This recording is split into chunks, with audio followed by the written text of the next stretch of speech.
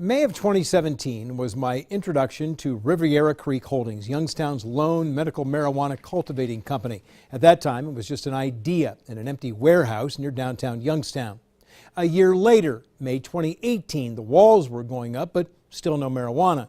Then, in November of last year, I stood in the finished building and held some of the first marijuana ever grown legally in the city. Today, I returned to Riviera Creek for the fourth time, this time for the harvest.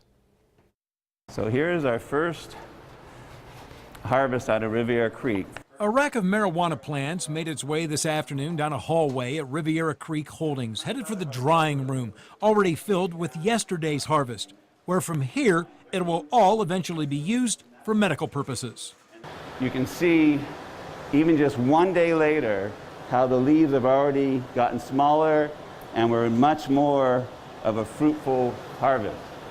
Riviera Creek CEO Brian Kessler guided me through the harvest process. So here is from our first test harvest, some of our initial buds that we are now curing. It is the buds that will be sold, for it is the buds and not the leaves which contain the medicinal qualities. For now, consumers can only buy the buds and through a vaporizer orally inhale the marijuana vapor.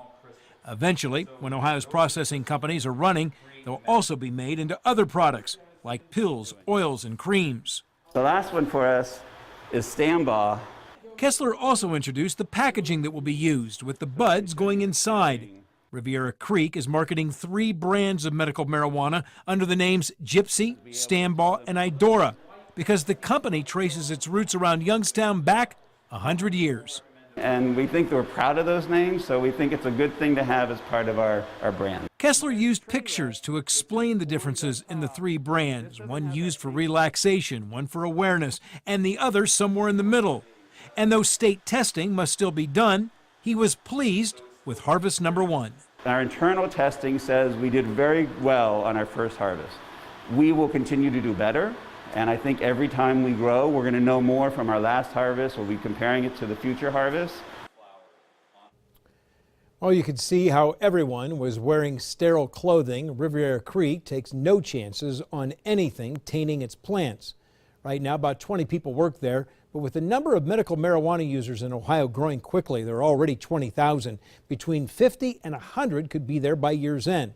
Also, no one at Riviera Creek could say how much their products will cost. The price is set by the dispensaries, but the average is between $5 and $20 a gram, depending on the quality.